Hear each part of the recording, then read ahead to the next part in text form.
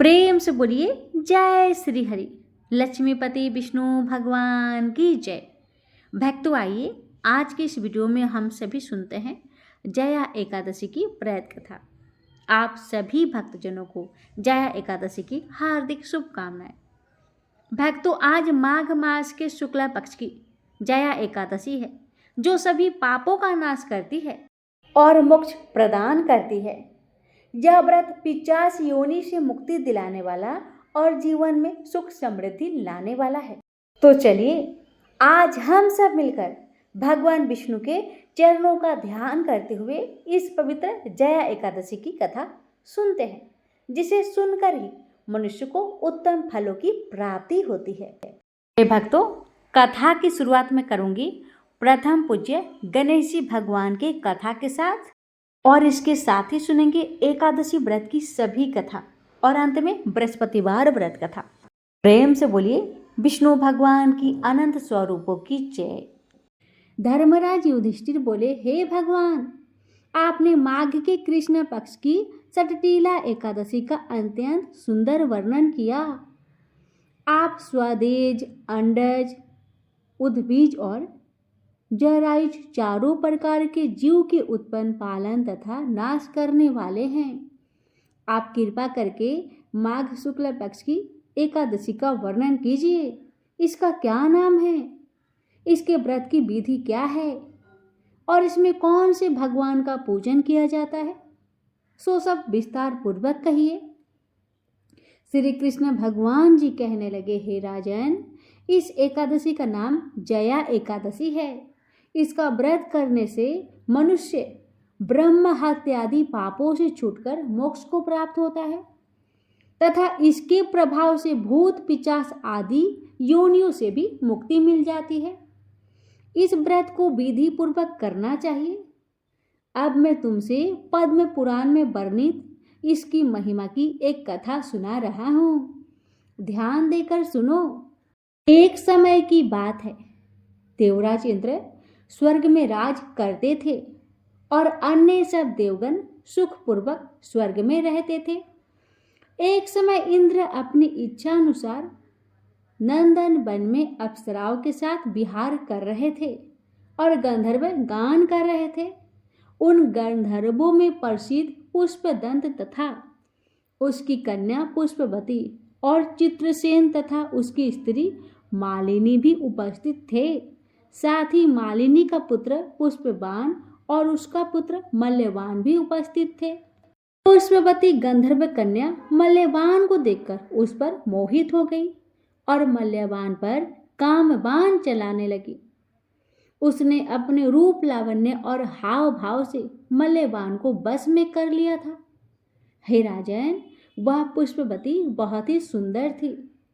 अब वे इंद्र को प्रसन्न करने के लिए गान करने लगे, परंतु परस्पर मोहित हो जाने के कारण उनका चित्त भ्रमित हो गया था। इनके ठीक प्रकार न गाने तथा स्वर ताल ठीक न होने से इंद्र इनके प्रेम को समझ गए। उन्होंने इसमें अपना अपमान समझकर उनको श्राप दे दिया। इंद्र ने कहा, हे मूर्खो, तुमने मेरी आज्ञा का उल्लंघन किया है, इसलिए तुम्हारा धिक्कार है। अब तुम दोनों स्त्री पुरुष के रूप में मृत्यु लोक में जाकर पिशाच रूप धारण करो और अपने कर्म का फल भोगो। इंद्र का ऐसा श्राप सुनकर वे अत्यंत दुखी हुए और हिमालय पर्वत पर दुखपूर्वक अपना जीवन व्यतीत करने लगे।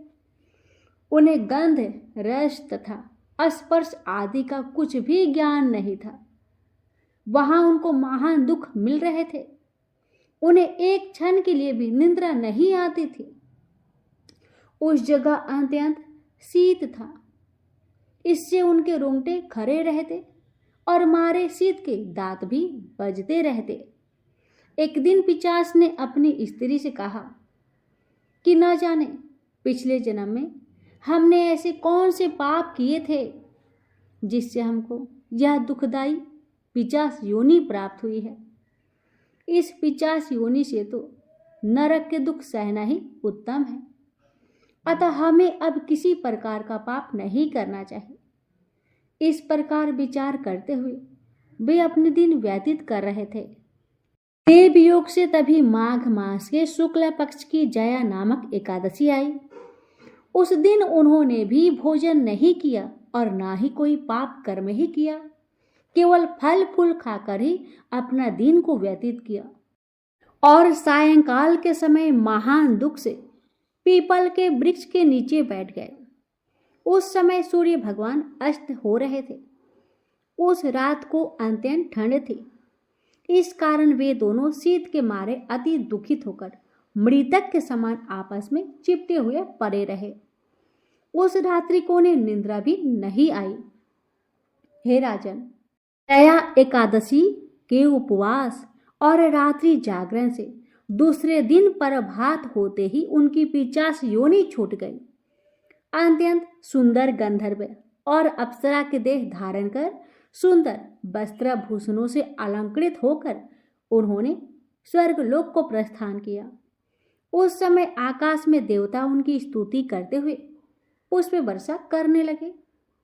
स्वर्गलोक में जाकर इन दोनों ने देवराज इंद्र को प्रणाम किया। इंद्र इनको पहले के रूप में देखकर अत्यंत आश्चर्यचकित हुआ और पूछने लगा कि तुमने अपनी 50 योनि से किस तरह छुटकारा पाया, सो सब बताओ। मल्यवान बोले कि हे देवेंद्र, भगवान विष्णु की कृपा और जया एकादशी के व्रत के प्रभाव से ही हमारी 50 देह छूटी है। तब इंद्र बोले कि हे मल्यवान, भगवान की कृपा और एकादशी व्रत करने से न केवल तुम्हारी 50 योनि छूट गई, वरन हम लोगों के भी वंदनीय हो गए, क्योंकि विष्णु और शिव के भक्त हम लोगों के वंदनीय हैं। अतः आप धन्य हैं। अब आप पुष्पवती के साथ जाकर विहार करो। श्री कृष्ण कहने लगे, हे राजन, इस जया एकादशी के व्रत से बूढ़ी योनि छूट जाती है। जिस मनुष्य ने इस एकादशी का व्रत किया है, उसने मानो शैव, यज्ञ, जप, दान आदि कर लिए।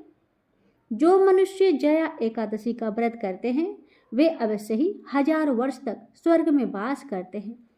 प्रेम से बोलिए लक्ष्मीपति विष्णु भगवान की जय। तो आइए भक्तों, अब हम सुनेंगे एकादशी व्रत से जुड़ी विष्णु भगवान और उनकी भक्त की कथा। प्राचीन काल में रुकमांद नामक एक राजा थे। भगवान विष्णु की आराधना ही उनका जीवन था। वे चराचर जगत में अपने आराध्य भगवान के दर्शन करते तथा पद्मनाभ भगवान की सेवा की भावना से ही अपने राज्य का संचालन करते थे। वे सभी प्राणियों के प्रति क्षमा भाव रखते थे। राजा रुकमांद ने अपने जीवन में अपनी समस्त प्रजा एवं परिवार सहित एकादशी व्रत के अनुष्ठान का नियम धारण कर रखा था। एकादशी के दिन राज्य की ओर से घोषणा होती थी कि आज एकादशी के दिन 8 वर्ष से अधिक और 25 वर्ष से कम आयु वाला जो भी मनुष्य अन्न खाएगा, वह राजा की ओर से दंडनीय होगा। एकादशी के दिन सभी लोग गंगा स्नान एवं दान पुण्य करते थे। राजा के धर्म की ध्वजा सर्वत्र फहराने लगी। धर्म के प्रभाव से प्रजा सर्वथा सुखी एवं समृद्ध थी। राजा रुकमांद का गृहस्थ जीवन पूर्ण रूप से सुखमयी था। वे पीतांबरधारी भगवान श्री हरि की आराधना करते हुए मनुष्य लोक के उत्तम भोग भोग रहे थे। उनकी पतिव्रता पत्नी संध्यावली साक्षात भगवती लक्ष्मी का दूसरा रूप थी। वह सभी दृष्टि से पति का सुख संपादन करने में आदित्य थी। पति का सुख ही रानी संध्यावली का जीवन था। पति की सेवा वह अपने हाथों से करती थी। का पुत्र धर्मागत गुणों में अपने पिता के अनुरूप ही था। उसकी भी बुद्धि भगवान श्री हरि की चरणों में लग गई थी। वह अपने माता पिता का आज्ञाकारी था। उसमें राज्य संचालन की पूर्व योग्यता थी तथा मदिरा एवं जुआ आदि कोई दुर्व्यसन न थी। वह भी प्रजा पालक एवं प्रजा की रक्षा में सदा तत्पर रहता था। राजा रुकमांद ने अपने पुत्र धर्मागध के गुणों से प्रसन्न हो राज्य संचार का भार उसके कंधों पर देना आरंभ कर दिया। श्री विष्णु जी की आराधना एवं एकादशी व्रत के प्रभाव से राजा से समस्त प्रजा सुखी थी। मृत्यु के पश्चात सभी बैकुंठ धाम में जाने लगे। नरक के द्वार तक कोई नहीं जाता था। संपूर्ण नरक सूना हो गया। सूर्य पुत्र यमराज एवं चित्रगुप्त के लिए कोई कार्य रहा ही नहीं। जब सभी प्रजाजन बैकुंठ जाने लगे तब यमराज किन्हें दंड दे और चित्रगुप्त किनके कार्य का हिसाब रखे। अंत में ब्रह्मा जी की सभा में पहुंचे। उन्होंने ब्रह्मा जी से राजा रुकमांद के प्रभाव का वर्णन करते हुए कहा, पितामह, भगवान विष्णु की आराधना एवं एकादशी व्रत के प्रभाव से समस्त प्राणी बैकुंठ धाम को प्राप्त हो रहे हैं। नरक में कोई प्राणी नहीं आ रहा है। लंबे समय से हम लोग व्यर्थ बैठे हैं। यह सुनकर ब्रह्मा जी को अत्यंत प्रसन्नता हुई। वे मन ही मन भक्तराज रुकमांद को नमन करने लगे। ब्रह्मा जी रुकमांद की ऐसी अद्भुत महिमा को और बढ़ाना चाहते थे। उन्होंने अपने मन के संकल्प से एक अत्यंत सुंदर एवं लावण्यवती नारी को प्रकट किया। उस नारी का नाम मोहिनी था। वह संसार की सभी सुंदरियों में श्रेष्ठ व रूप वैभव से संपन्न थी। एक दिन राजा रुकमांद वन भ्रमण के लिए निकले हुए थे। उसी वन में वह मोहिनी अत्यंत मधुर बीना बजा रही थी। उस रूप राशि को देखकर राजा रुकमांद मोहित हो गए। राजा ने मोहिनी से परिणय की याचना की। मोहिनी ने मुस्कुराते हुए एक शर्त रखी कि जिस समय पर मैं जो कहूँ आपको उसका पालन करना होगा। राजा ने मोह के वशीभूत होकर वह शर्त स्वीकार कर ली और वे मोहिनी के साथ अपनी राजधानी लौट आए। यहाँ वे मोहिनी के साथ सुख से समय व्यतीत करने लगे। युवराज धर्मागध ने शासन प्रबंध की पूर्ण योग्यता प्राप्त कर ली थी। उसने भूमंडल के सभी मंडलों को जीतकर उन पर अपना शासन जमा लिया था। अपने बहुमूल्य रत्न मणियां लाकर अपने पिता को समर्पित किए। धर्मागध के सुशासन से प्रसन्न होकर रुकमांद ने अपनी संपूर्ण शासन व्यवस्था उसे सौंप दी। योग कन्या से धर्मागध का विधि पूर्वक विवाह हुआ।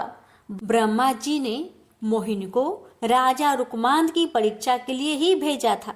सुखपूर्वक बहुत समय व्यतीत होने पर एक दिन वह अवसर आ उपस्थित हुआ। रुकमांद का एकादशी व्रत निर्विघ्न चल रहा था। वह एकादशी के दिन कभी अन्न ग्रहण नहीं करते थे। देव की भांति वे घोषणा करा देते, मनुष्यों, तुम सब अपने वैभव के अनुसार एकादशी के दिन चक्र सुदर्शन धारी भगवान विष्णु की पूजा करो। वस्त्र उत्तम, चंदन, रोली, पुष्प, धूप, दीप तथा हृदय को अत्यंत प्रिय लगने वाले सुंदर फल एवं उत्तम गंध के द्वारा भगवान श्री हरि के चरणा रविंदों की अर्चना करो। जो भगवान विष्णु का लोक प्रदान करने वाले मेरे इस धर्म सम्मत वचन का पालन नहीं करेगा, निश्चित ही उसे कठोर दंड दिया जाएगा। एक दिन मोहिनी अपने पति रुकमांद से एकादशी के दिन अन्न खाने के लिए आग्रह करने लगी।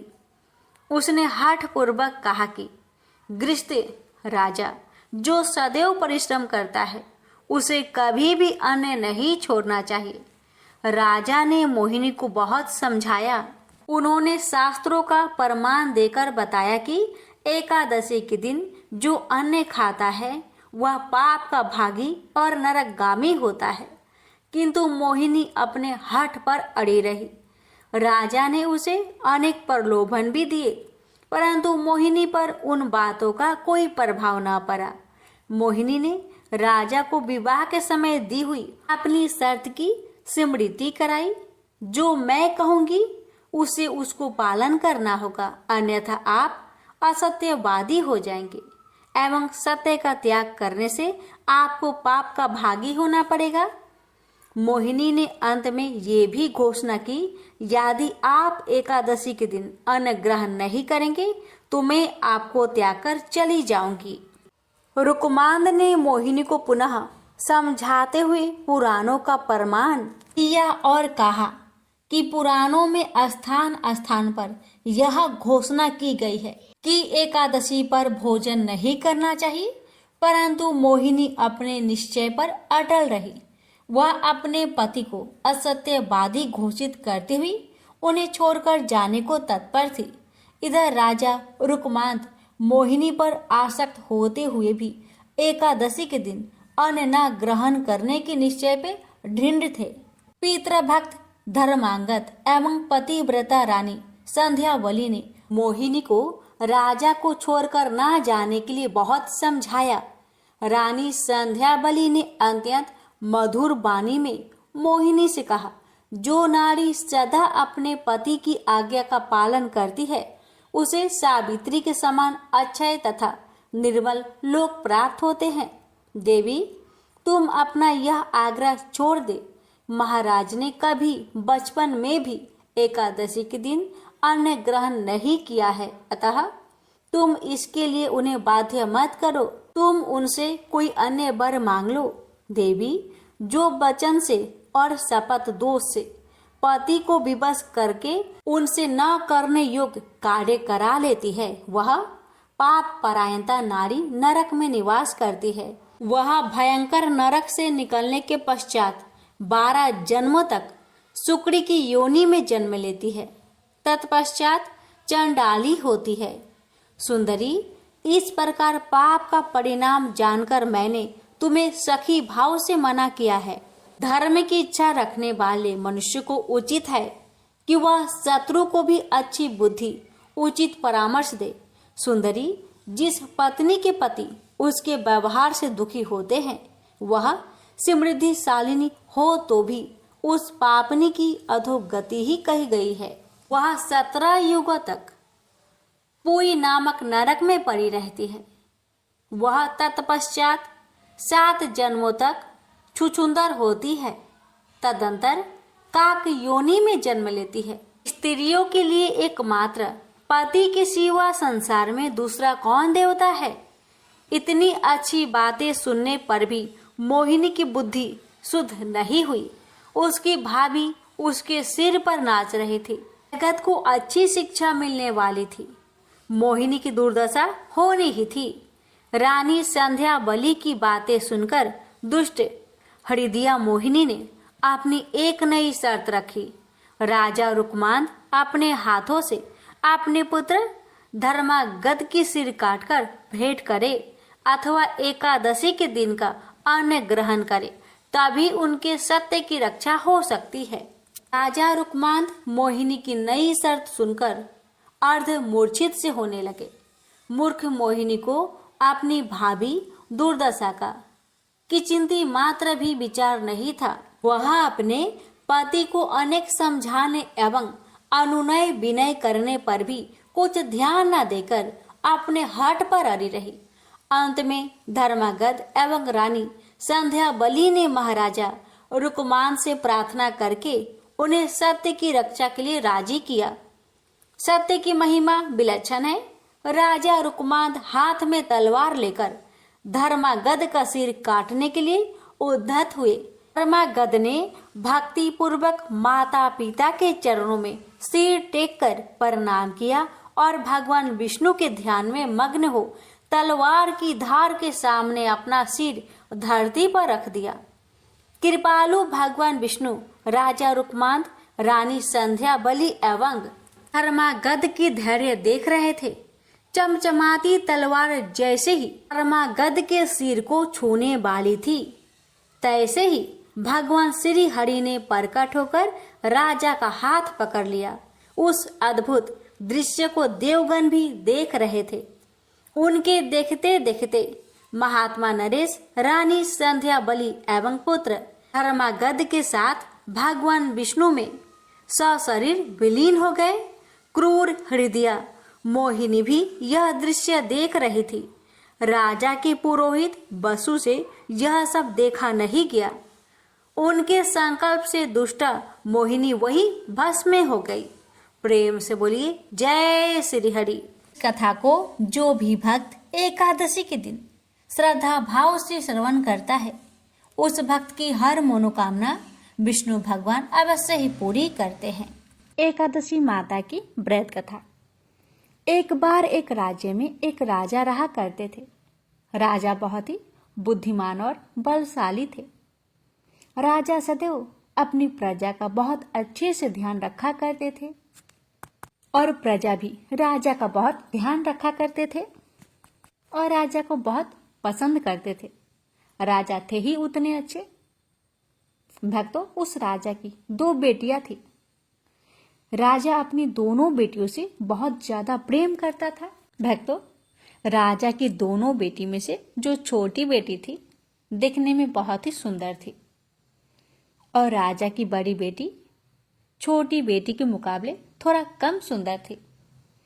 राजा की छोटी बेटी 11 माता की पूजा किया करती थी और सभी लोग राजा की छोटी बेटी से बहुत प्रेम करते थे और उसका प्रशंसा भी किया करते थे।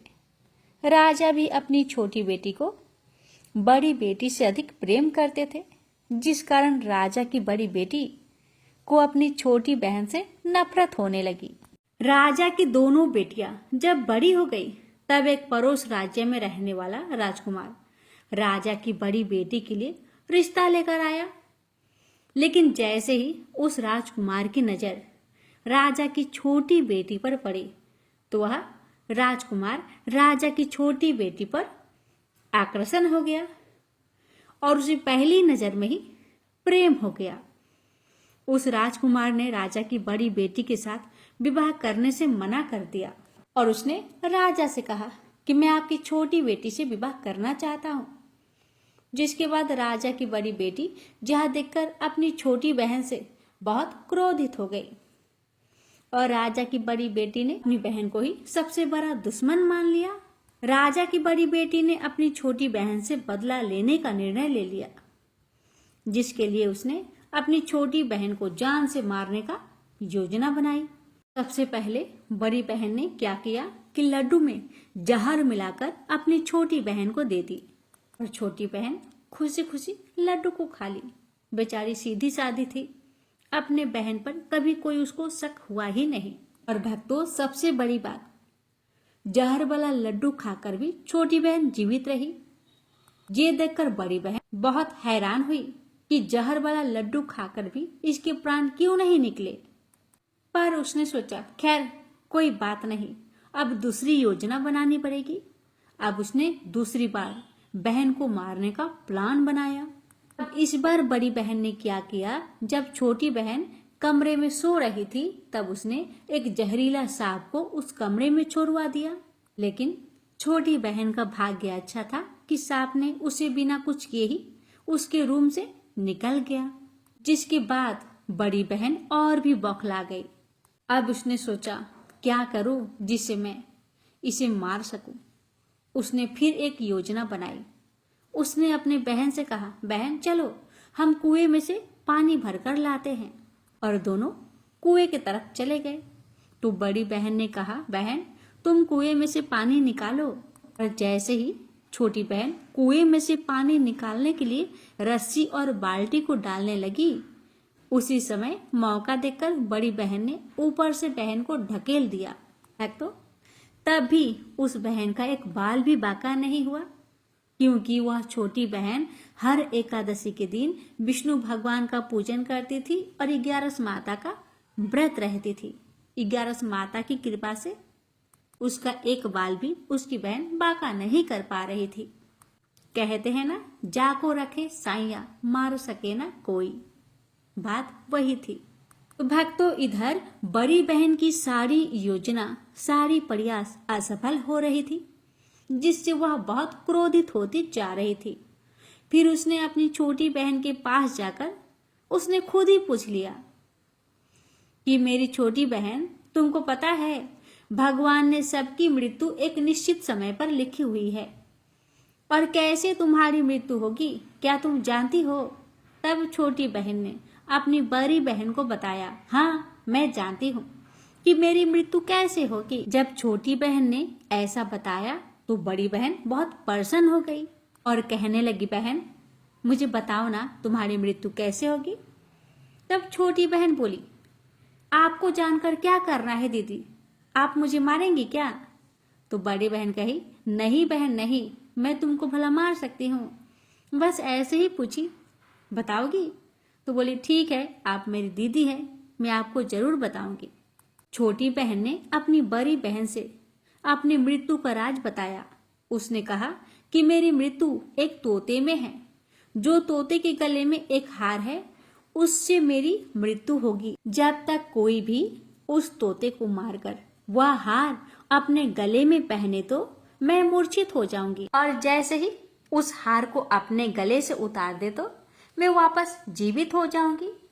अपनी छोटी बहन की मृत्यु का राज जानकर बड़ी बहन बहुत खुश हो गई और उसने अपनी छोटी बहन को मारने के लिए उसके पालतू तोते को ढूंढना शुरू कर दिया।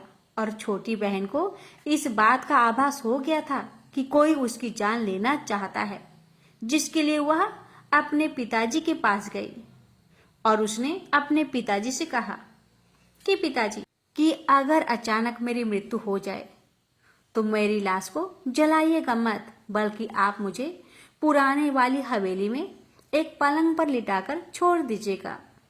अपनी छोटी बेटी के मुख से ऐसी बात सुनकर राजा बहुत हैरान हुआ और बोला, बेटी तुम ऐसे क्यों कह रही हो? तब छोटी बेटी ने बताया, पिताजी समय किसी के लिए रुकती नहीं, कब क्या हो जाए किसको पता है। फिर राजा ने अपनी छोटी बेटी से कहा, बेटी तुम ऐसी बात मत करो, 2-3 दिन बाद तुम्हारा विवाह है। लेकिन छोटी बेटी ने कहा, ठीक है पिताजी, 2-3 दिन बाद मेरा विवाह है, अगर मुझे कुछ हो जाए आप मुझे जलाइएगा मत, मुझे पुरानी हवेली में रख दीजिएगा, आप वचन दीजिए। तो पिताजी ने वचन दिया, ठीक है मैं ऐसा ही करूंगा। हे भक्तों, जब 2-3 दिन बाद उस बेटी का शादी का समय नजदीक आया, राजकुमार बारात लेकर राजा के घर आया। राजकुमार और राजा की बेटी का विवाह शुरू हो गया। जैसे ही राजा की छोटी बेटी राजकुमार के साथ फेरे लेना शुरू करती है तो उसकी बड़ी बहन अपनी छोटी बहन के कमरे में जाकर उसके तोते को पकड़ लेती है और उसको जान से मार देती है। तोते के गले में जो हार था उसको अपने गले में पहन लेती है। जैसे ही बड़ी बहन उस हार को अपने गले में धारण करती है तो उधर छोटी बहन 3.5 फेरे ले पाती है और वहीं पर बेहोश हो जाती है। जिसके बाद राजा ने बड़े बड़े हकीम वैद्य को बुलाए, अपनी छोटी बेटी का इलाज करने के लिए कहा। राजा की बात सुनकर वैद्य ने छोटी बेटी को जब चेकअप किया तो राजा को बताया कि आपकी छोटी बेटी ना तो जीवित है और ना तो मरी हुई है। यह मैं ऐसा पहली बार देख रहा हूँ। राजा ने वैद्य और हकीम को यह बात बाहर बताने से मना कर दिया और उनको कहा कि अगर तुमने यह बात बाहर बताई तो हम तुम्हें फांसी दे देंगे। राजा ने अपनी छोटी बेटी को पुराने महल में जाकर एक पलंग में लिटा दिया और वहां कुछ सैनिक को तैनात कर दिए। वापस अपने महल में आ गया। राजा की बड़ी बेटी अपने पिताजी के पास आई और बोली, पिताजी अगर यह शादी संपन्न नहीं हुआ तो आपकी इज्जत का क्या होगा? आप कहे तो मैं आपकी इज्जत बचाने के लिए तैयार हूँ, राजकुमार से शादी करने के लिए तैयार हूँ। जिसके बाद राजा ने अपनी बड़ी बेटी की बात मान ली और राजा ने बड़ी बेटी को छोटी बेटी की कपड़े पहनाकर मंडप पर भेज दिया। लेकिन राजकुमार यह जान गया कि राजा की छोटी बेटी नहीं बल्कि यह राजा की बड़ी बेटी है। लेकिन जब राजकुमार ने शादी करने से मना किया तो सभी लोगों ने राजकुमार को विवश करके राजा की बड़ी बेटी से बचे हुए फेरे संपन्न करा दिया और विवाह करवा दिया। जिसके बाद राजकुमार राजा की बड़ी बेटी को अपने महल में ले गया। राजकुमार राजा की बड़ी बेटी से ना तो बात करता था, ना ही उसको पसंद करता था और ना ही उसके आसपास भटकता भी था। राजकुमार ने यह फैसला लिया कि वह अपनी प्रेमिका को ढूंढ कर ही रहेगा, यह जानकर रहेगा कि उसके साथ हुआ क्या। एक दिन राजकुमार अपने घोड़े पर सवार होकर राजा के पुराने महल के पास पहुंच गया, जहां पर उसने कुछ सैनिकों को देखा। राजकुमार ने जब महल को ध्यान से देखा तो वह समझ गया, यह तो हमारे ससुर जी का महल है। तब राजकुमार ने सैनिकों से पूछा, तुम लोग यहाँ क्या कर रहे हो और इस महल के अंदर उस पलंग में कौन लेटा हुआ है। जिसके बाद सैनिकों ने बताया कि यहाँ पर राजा की छोटी बेटी लेटी है। यह सुनकर राजकुमार प्रसन्न हो गया और वह तुरंत अपनी प्रेमिका के पास जा पहुंचा और उसकी सेवा करने लगा। जैसे ही रात हुई तो राजा की छोटी बेटी उठकर खड़ी हो गई। राजकुमार यह देखकर बहुत खुश हो गया और अपनी प्रेमिका से पूछा कि तुम यह क्या कर रही हो, तुम मेरे साथ मेरे घर चलो। राजा की छोटी बेटी ने राजकुमार को सारी बात बता दी कि मेरी जान एक तोते में बसी है और मैंने यह बात सिर्फ अपनी बड़ी बहन को बताया था और मुझे पता है कि उसने ही मुझे मारने का प्रयास किया है। उसके पास एक हार है जिसको वह सुबह पहन लेती है और रात को उतार देती है। तब तक मैं मूर्छित रहती हूँ और जैसे ही वह हार को उतार देती है तो मैं जीवित हो जाती हूँ और जब तक मेरी बड़ी बहन के पास वह हार है तब तक मैं ऐसे ही जीवित और मूर्छित होती रहूंगी। अगर मेरी बड़ी बहन के पास जो हार है वह मेरे हाथ लग जाए तो मैं हमेशा के लिए जीवित हो जाऊंगी। राजकुमार यह बात सुनकर राजा की बेटी के पास रहने का निर्णय ले लिया और उसने अपने बचे हुए सारे फेरे उस पलंग में लेटी राजकुमारी की छोटी बेटी के साथ ले ली और अपना विवाह पूर्ण कर लिया। वहीं पर ही रहने लगा। देखते ही देखते कुछ समय में राजा की छोटी बेटी और राजकुमार की पत्नी पेट से हो गई। एक दिन राजकुमार को किसी काम से बाहर जाना पड़ा। तब छोटी बहन के पेट में बहुत तेज दर्द होने लगा, जिसके बाद उसने 11 माता का आह्वान किया और उसके याद करने से 11 माता प्रकट हुई और उन्होंने अपने भक्त की दर्द को दूर किया और एक पुत्र प्राप्ति करवाई। और वहीं पर अचानक से राजकुमार भी आ गया। राजकुमार ने 11 माता को देखा तो वह आश्चर्यचकित हो गया और उसने तुरंत प्रणाम किया और 11 माँ ने राजकुमार से कहा, जब तुम्हारा बेटा 5 वर्ष का हो जाए तो तुम अपनी पत्नी का हार लाकर इसके गले में डाल देना। और देखते ही देखते राजकुमार और राजा की छोटी बेटी का पुत्र 5 वर्ष का हो गया। तो राजकुमार अपने बेटे से कहता है कि बेटा, मैं कुछ काम से बाहर जा रहा हूँ, तुम अपनी माता का ध्यान रखना। इतना कहकर राजकुमार वहां से चला जाता है। राजा को बाहर निकलता देख बड़ी बहन के सैनिक देख लेते हैं और बड़ी बहन को जाकर सारी बातें बता देते हैं। जिसके बाद बड़ी बहन अपनी छोटी बहन के पुत्र को वहां से उठवा लेती है और उसको मरवा देती है। छोटी बेटी के पुत्र के 2 टुकड़े करवा देती है। पहला टुकड़ा चक्की के पास छुपा देती है और दूसरा टुकड़ा अपनी पलंग के नीचे रख लेती है। अब 11 माता भिखारी का रूप लेकर आती है और बड़ी बहन के पास चली जाती है, जिसके बाद वहां पर भिक्षा मांगने लग जाती है। बड़ी बहन अपने नौकरों से कहती है कि जाकर भिक्षा दे दो, लेकिन जैसे ही नौकर 11 माता को भिक्षा देने के लिए आते हैं तो माता उन्हें मना कर देती है और कहती है कि मैं तुम्हारे महारानी से ही भिक्षा लूंगी, अन्यथा नहीं लूंगी। जिसके बाद बड़ी बहन स्वयं ही भिक्षा देने के लिए माता के पास आती है। तब माता एक बिल्ली का रूप लेकर उसके कमरे में चली जाती है और वहां पर छोटे बेटी के पुत्र के 2 टुकड़े को वापस में जोड़ देती है और उसे जीवित कर देती है और उसे वहां से लेकर चली जाती है। और भक्तों, आगे राजकुमार अपने बेटे को लेकर अपनी पत्नी के पास जाता है और उसे कहता है कि तुम इसका ध्यान रखना, अगर तुम इस बच्चे का ध्यान रखोगी तो मैं तुमसे बात करूंगा। एक दिन राजकुमार अपने बच्चे से कहता है कि तुम मम्मी से उसके गले का हार मांग लो। जिसके बाद राजकुमार का लड़का अपनी मम्मी के पास जाता है और कहता है, मम्मी मुझे तुम्हारा हार चाहिए, तुमने जो गले में पहन रखा है। जहाँ सुनकर पहले तो बड़ी बहन बहुत क्रोधित हो जाती है, पर उसको याद आता है कि राजकुमार ने कहा था कि अगर इस बच्चे का ख्याल अच्छे से रखूंगी तो वह मुझसे बातें करेगा, जिसके कारण वह हार उस बच्चे को दे देती है और वह तुरंत वह हार ले जाकर अपने पिताजी को दे देता है। और तभी राजकुमार अपने बेटे को लेकर वहां से जाने लगता है और अपनी पत्नी से कहता है कि तुम हमारे लिए खाना बना कर रखना, मैं शाम को आकर तुम्हारे साथ खाना खाऊंगा। और वह अपने बेटों को लेकर वहां से चला जाता है। जिसके बाद वह राजा के पास जाता है और राजा को सारी बातें बता देता है।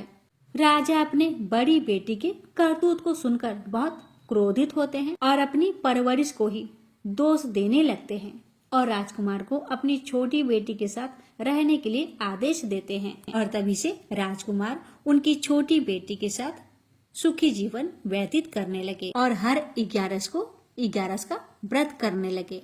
प्रेम से बोली 11 माता की जय। लापसी तपसी की कथा। एक लापसी था, एक तपसी था। तपसी हमेशा भगवान की तपस्या में लीन रहता था। लापसी रोजाना 1.25 सेर की लापसी बनाकर भगवान का भोग लगाकर जीम लेता था। एक दिन दोनों लड़ने लगे। लापसी बोला, मैं रोज भगवान की तपस्या करता हूँ, इसलिए मैं बड़ा हूँ। लापसी बोला कि मैं रोज भगवान को 1.25 सेर लापसी का भोग लगाता हूँ, इसलिए मैं बड़ा हूँ। नारद जी वहां से गुजर रहे थे। दोनों को लड़ता देखकर उनसे पूछा कि क्यों तुम लड़ रहे हो। लापसी ने खुद को बड़ा होने का कारण बताया और तपसी ने अपना कारण बताया। नारद जी बोले, तुम्हारा फैसला मैं कर दूंगा। दूसरे दिन लापसी और तपसी नहाकर अपनी रोज की भक्ति करने आए तो नारद जी ने छुपकर 1.25 करोड़ की एक अंगूठी उन दोनों के आगे रख दी। तपसी की नजर जब अंगूठी पर पड़ी तो उसने चुपचाप अंगूठी उठाकर अपने नीचे दबा ली। लापसी की नजर अंगूठी पर पड़ी लेकिन उसने ध्यान नहीं दिया। भगवान को भोग लगाकर लापसी खाने लगा। नारद जी सामने आए तो दोनों ने पूछा कि कौन बड़ा। तो नारद जी ने तपसी को खड़ा होने को कहा। वो खड़ा हुआ तो उसके नीचे दबी अंगूठी दिखाई पड़ी। नारद जी ने तपसी से कहा, तपस्या करने के बाद भी तुम्हारी चोरी करने की आदत नहीं गई, इसलिए लापसी बड़ा है और तुम्हें तुम्हारी तपस्या का कोई भी फल नहीं मिलेगा। तपसी शर्मिंदा होकर माफी मांगने लगा। उसने नारद जी से पूछा, मुझे मेरी तपस्या का फल कैसे मिलेगा। नारद जी ने कहा, यदि कोई गाय और कुत्ते की रोटी नहीं बनाएगा तो फल तुझे मिलेगा। यदि कोई ब्राह्मण को भोजन करवाकर दक्षिणा नहीं देगा तो फल तुझे मिलेगा। यदि कोई साड़ी के साथ ब्लाउज नहीं देगा तो फल तुझे मिलेगा। यदि कोई दिए से दिया जलाएगा तो फल तुझे मिलेगा। यदि कोई सारी कहानी सुने लेकिन तुम्हारी कहानी नहीं सुने तो फल तुझे मिलेगा। उसी दिन से हर व्रत कथा कहानी के साथ लापसी तपसी की कहानी भी सुनी और कही जाती है। प्रेम से बोलिए लक्ष्मी नारायण की जय। गुरुवार व्रत कथा। प्राचीन काल की बात है। किसी राज्य में एक बड़ा प्रतापी और दानी राजा राज्य करता था। वह हर गुरुवार को व्रत रखकर दीन दुखियों की मदद करके पुण्य प्राप्त करता था। परंतु ये बात उसकी रानी को अच्छी नहीं लगती थी। वह न तो व्रत करती थी और न ही दान पुण्य में विश्वास रखती थी। इतना ही नहीं, वह राजा को भी ऐसा करने से मना करती थी। एक समय की बात है। राजा शिकार खेलने के लिए वन में गए। घर पर रानी और दासी थी। उसी समय गुरु बृहस्पति देव साधु का रूप धारण कर राजा के दरवाजे पर भिक्षा मांगने आए। साधु ने जब रानी से भिक्षा मांगी तो वह कहने लगी, हे साधु महाराज, मैं इस दान और पुण्य से तंग आ गई हूँ। आप कोई ऐसा उपाय बताएं जिससे कि सारा धन नष्ट हो जाए और मैं आराम से रह सकूं। इतना सुनकर बृहस्पति देव ने कहा, हे देवी, तुम बड़ी विचित्र हो। संतान और धन से कोई दुखी होता है? अगर अधिक धन है तो उसे शुभ कार्यों में लगाओ, कुंवारी कन्याओं का विवाह कराओ, विद्यालय और बाग बगीचे का निर्माण कराओ, जिससे तुम्हारे दोनों लोग सुधरे। परंतु साधु की इन बातों से रानी को खुशी नहीं हुई। उसने कहा कि मुझे ऐसे धन की आवश्यकता नहीं है जिसे मैं दान दूं और जिसे संभालने में मेरा सारा समय नष्ट हो जाए। तब साधु ने कहा, अगर तुम्हारी ऐसी इच्छा है तो मैं जैसा तुम्हें बताता हूँ तुम वैसा ही करना। गुरुवार के दिन तुम घर को गोबर से लिपना, अपने बालों को पीली मिट्टी से धोना, राजा से हजामत बनाने को कहना, भोजन में मांस मदिरा का प्रयोग करना, कपड़े धोबी के यहाँ धुलने देना। इस प्रकार 7 बृहस्पतिवार करने से तुम्हारा समस्त धन नष्ट हो जाएगा। इतना कहकर साधु के रूप में बृहस्पति देव अंतर्ध्यान हो गए। साधु के अनुसार कई बातों को पूरा करते हुए रानी को केवल 3 बृहस्पतिवार ही बीते थे कि उसकी समस्त धन संपत्ति नष्ट हो गई। भोजन के लिए राजा का परिवार तरसने लगा। तब एक दिन राजा ने रानी से बोला कि हे रानी, तुम यहीं रहो, मैं दूसरे देश को जाता हूँ, क्योंकि यहाँ पर सभी लोग मुझे जानते हैं, इसलिए मैं कोई छोटा कार्य नहीं कर सकता। ऐसा कहकर राजा दूसरे देश चला गया। वहाँ वह जंगल से लकड़ी काट कर लाता और शहर में बेचता। इस तरह वह अपना जीवन व्यतीत करने लगा। इधर राजा के परदेश जाते ही रानी और दासी दुखी रहने लगी। एक बार जब रानी और दासी को 7 दिन तक बिना भोजन के रहना पड़ा, तो रानी ने अपनी दासी से कहा, हे दासी, पासी के नगर में मेरी बहन रहती है, वह बड़ी धनवान है, तो उसके पास जा और कुछ ले आ, ताकि थोड़ी बहुत गुजर बसर हो जाए। दासी रानी की बहन के पास गई। उस दिन गुरुवार था और रानी की बहन उस समय बृहस्पतिवार व्रत की कथा सुन रही थी। दासी ने रानी की बहन को अपनी रानी का संदेश दिया, लेकिन रानी की बड़ी बहन ने कोई उत्तर नहीं दिया। जब दासी को रानी की बहन से कोई उत्तर नहीं मिला तो वह बहुत दुखी हुई और उसे क्रोध भी आया।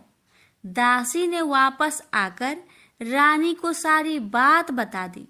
ये सुनकर रानी ने अपने भाग्य को कोसा।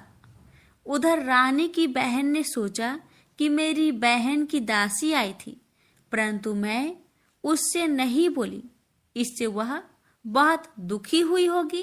कथा सुनकर और पूजा समाप्त करके वह अपनी बहन के घर आई और कहने लगी, हे बहन, मैं बृहस्पतिवार का व्रत कर रही थी, तुम्हारी दासी मेरे घर आई थी, परंतु जब तक कथा होती है तब तक ना तो उठते हैं और ना ही बोलते हैं, इसलिए मैं नहीं बोली बताओ दासी, क्यों आई थी?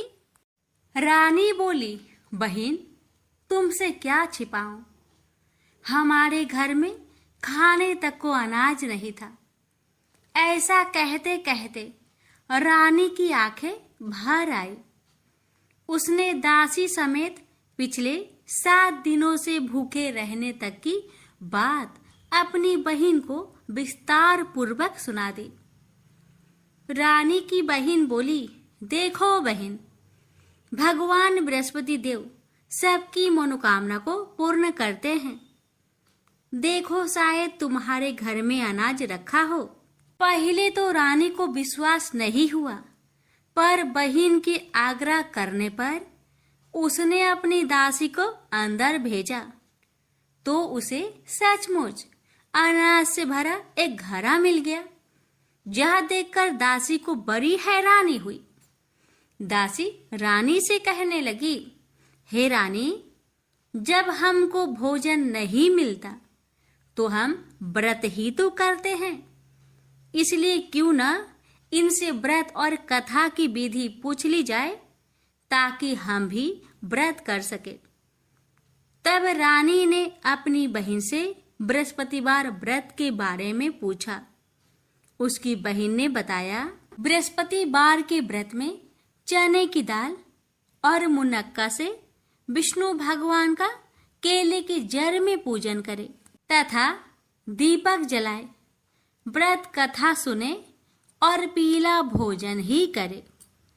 इससे बृहस्पति देव प्रसन्न होते हैं। व्रत और पूजन विधि बताकर रानी की बहन अपने घर लौट आई। 7 दिन के बाद जब गुरुवार आया तो रानी और दासी ने व्रत रखा। घुड़सार में जाकर चना और गुड़ लेकर आई। फिर उससे केले की जड़ तथा विष्णु भगवान का पूजन किया। अब पीला भोजन कहाँ से आए? इस बात को लेकर दोनों बहुत दुखी थे। चूंकि उन्होंने व्रत रखा था, इसलिए बृहस्पति देव उनसे प्रसन्न थे। इसलिए वे एक साधारण व्यक्ति का रूप धारण कर 2 थालों में सुंदर पीला भोजन दासी को दे गए। भोजन पाकर दासी प्रसन्न हुई और फिर रानी के साथ मिलकर भोजन ग्रहण किया। उसके बाद वे सभी गुरुवार को व्रत और पूजन करने लगी। बृहस्पति भगवान की कृपा से उनके पास फिर से धन संपत्ति आ गई, परंतु रानी फिर से पहले की तरह आलस्य करने लगी। तब दासी बोली, देखो रानी, तुम पहले भी इस प्रकार आलस्य करती थी। तुम्हें धन रखने में कष्ट होता था, इस कारण सभी धन नष्ट हो गया, और अब जब भगवान बृहस्पति की कृपा से धन मिला है तो तुम्हें फिर से आलस्य होता है। रानी को समझाते हुए दासी कहती है कि बड़ी मुसीबतों के बाद हमने यह धन पाया है, इसलिए हमें दान पुण्य करना चाहिए, भूखे मनुष्य को भोजन कराना चाहिए और धन को शुभ कार्य में खर्च करना चाहिए, जिससे तुम्हारे कुल का यश बढ़ेगा, स्वर्ग की प्राप्ति होगी और पितृ प्रसन्न होंगे। दासी की बात मानकर रानी अपना धन शुभ कार्य में खर्च करने लगी, जिससे पूरे नगर में उसका यश फैलने लगा। बृहस्पतिवार व्रत कथा के बाद श्रद्धा के साथ आरती की जानी चाहिए। इसके बाद प्रसाद बांटकर उसे ग्रहण करना चाहिए। एक दिन राजा दुखी होकर जंगल में एक पेड़ के नीचे आसन जमाकर बैठ गया।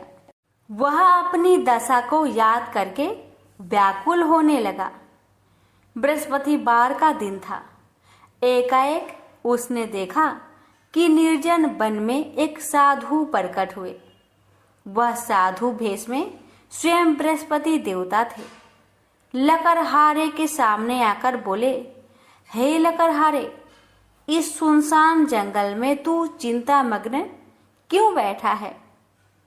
लकड़हारे ने दोनों हाथ जोड़कर प्रणाम किया और उत्तर दिया, महात्मा जी, आप सब कुछ जानते हैं, मैं क्या कहूँ। यह कहकर रोने लगा और साधु को अपनी आत्मकथा सुनाई। महात्मा जी ने कहा, तुम्हारी स्त्री ने बृहस्पति के दिन बृहस्पति भगवान का निरादर किया है, जिसके कारण रुष्ट होकर उन्होंने तुम्हारी यह दशा कर दी। अब तुम चिंता को दूर करके मेरे कहने पर चलो तो तुम्हारे सब कष्ट दूर हो जाएंगे और भगवान पहले से भी अधिक संपत्ति देंगे। तुम बृहस्पतिवार के दिन कथा किया करो। 2 पैसे के चने मुनक्का लाकर उसका प्रसाद बनाओ और शुद्ध जल से लोटे में शक्कर मिलाकर अमृत तैयार करो। कथा के पश्चात अपने सारे परिवार और सुनने वाले प्रेमियों में अमृत व प्रसाद बांटकर आप भी ग्रहण करो। ऐसा करने से भगवान तुम्हारी सब मनोकामनाएं पूरी करेंगे। साधु के ऐसे वचन सुनकर लकड़हारा बोला, हे प्रभु, मुझे लकड़ी बेचकर इतना पैसा नहीं मिलता जिससे भोजन के उपरांत कुछ बचा सकूं। मैंने रात्रि में अपने स्त्री को व्याकुल देखा है और मेरे पास कुछ भी नहीं जिससे मैं उसकी खबर मंगा सकूं। साधु ने कहा, हे लकड़हारे, तुम किसी बात की चिंता मत करो। बृहस्पति के दिन तुम रोजाना की तरह लकड़ियां लेकर शहर को जाओ। तुम्हारे रोज से दुगुना धन प्राप्त होगा, जिससे तुम भली भांति भोजन कर लोगे तथा बृहस्पति देव की पूजा का सामान भी आ जाएगा। इतना कहकर साधु अंतर्ध्यान हो गए। धीरे धीरे समय व्यतीत होने पर फिर वही बृहस्पतिवार का दिन आया। लकड़हारा जंगल से लकड़ी काटकर किसी शहर में बेचने गया। उसे उस दिन और दिन से अधिक पैसा मिला।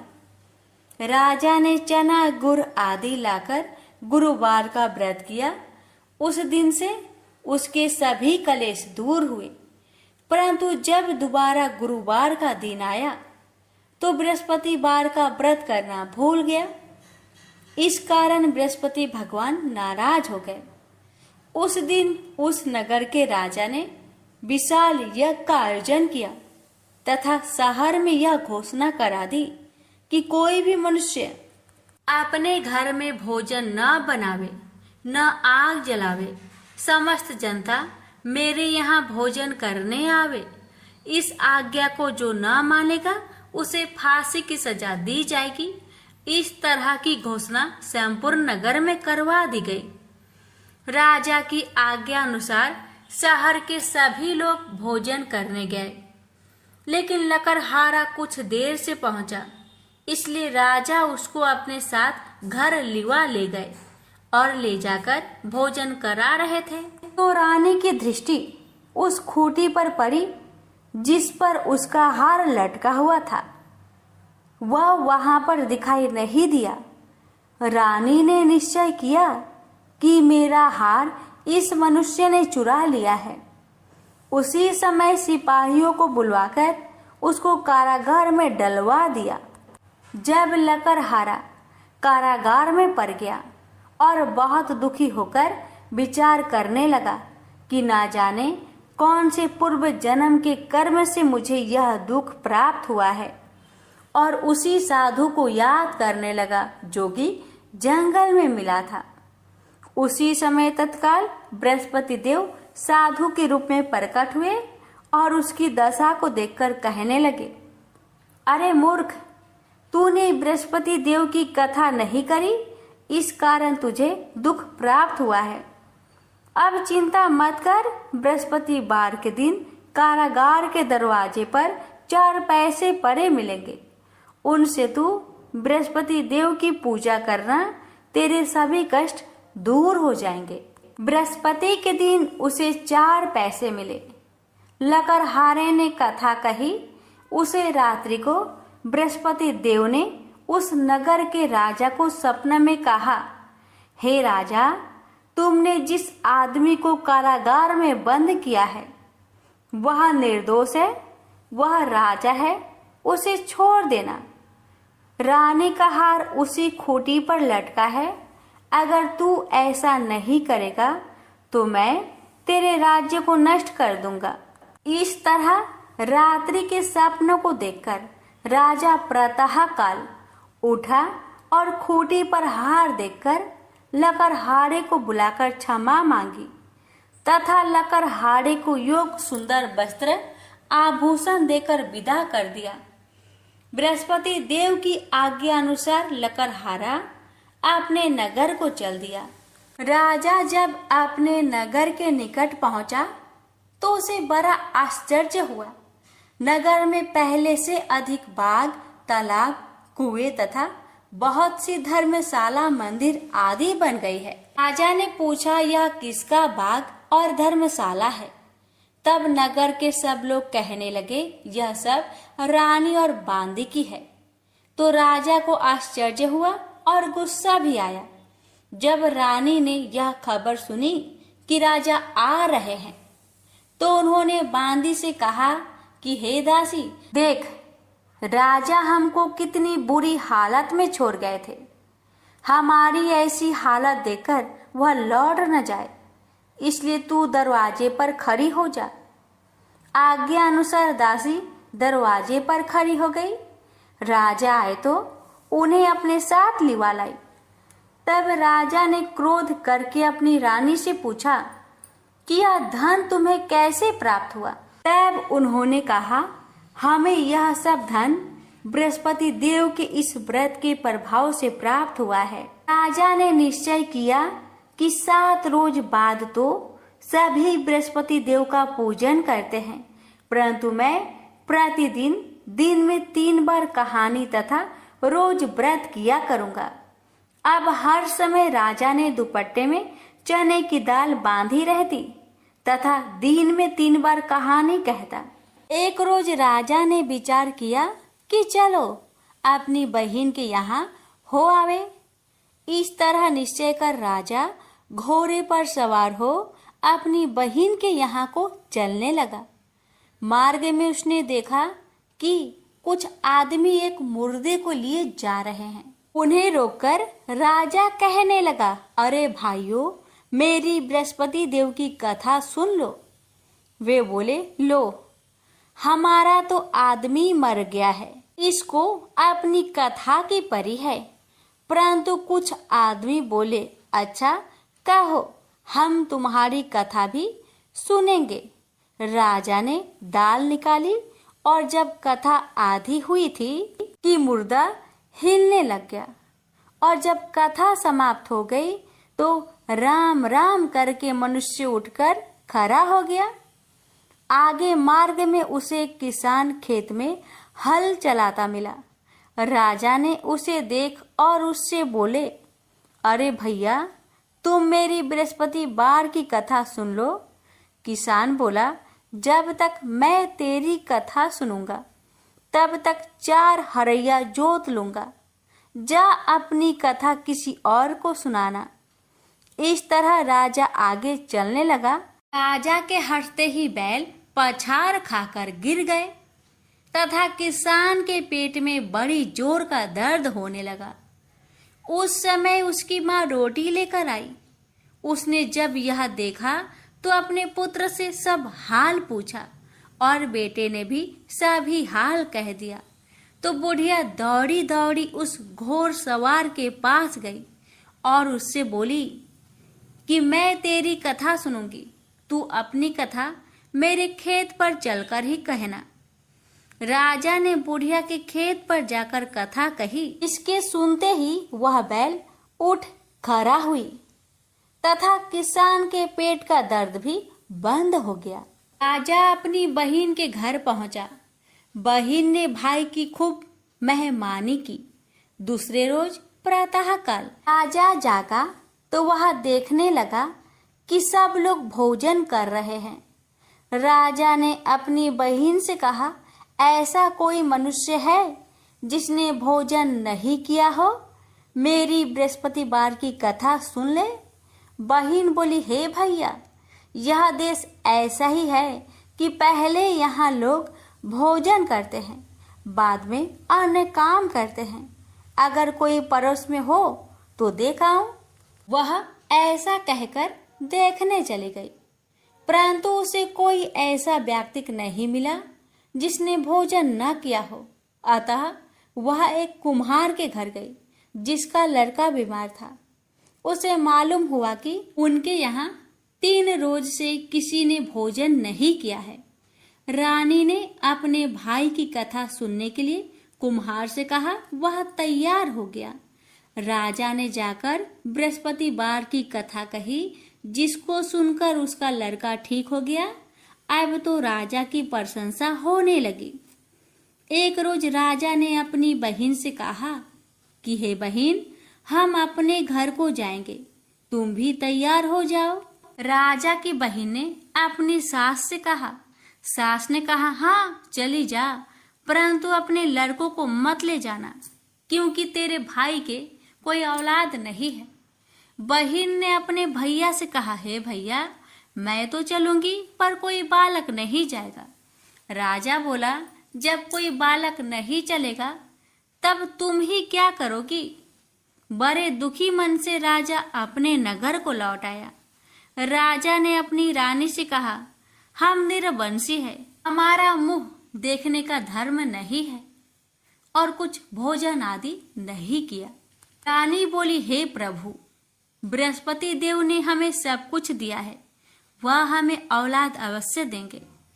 उसी रात को बृहस्पति देव ने राजा से सपने में कहा, हे राजा, उठ, सभी सोच त्याग दे, तेरी रानी गर्भ से है। राजा को यह बात सुनकर बड़ी खुशी हुई। 9वें महीने में उसके गर्भ से एक सुंदर पुत्र पैदा हुआ। तब राजा बोला, हे रानी, स्त्री बिना भोजन के रह सकती है, पर बिना कहे नहीं रह सकती। जब मेरी बहन आवे तुम उससे कुछ मत कहना। रानी ने सुनकर हाँ कर दिया। जब राजा की बहन ने यह शुभ समाचार सुना तो वह बहुत खुश हुई तथा बधाई लेकर अपने भाई के यहाँ आई। तभी रानी ने कहा, घोड़ा चढ़कर तो नहीं आई, गधा चढ़ी आई। राजा की बहन बोली, भाभी, मैं इस प्रकार न कहती तो तुम्हें औलाद कैसे मिलती। बृहस्पति देव ऐसे ही हैं, ऐसी जिसके मन में कामनाएं हैं सभी को पूर्ण करते हैं। जो सदा भावना पूर्वक बृहस्पतिवार का व्रत करता है एवं कथा पढ़ता अथवा सुनता है, दूसरों को सुनाता है, बृहस्पति देव उसकी सभी मनोकामना पूर्ण करते हैं। तो प्रेम से बोलिए, बृहस्पति भगवान की जय हो।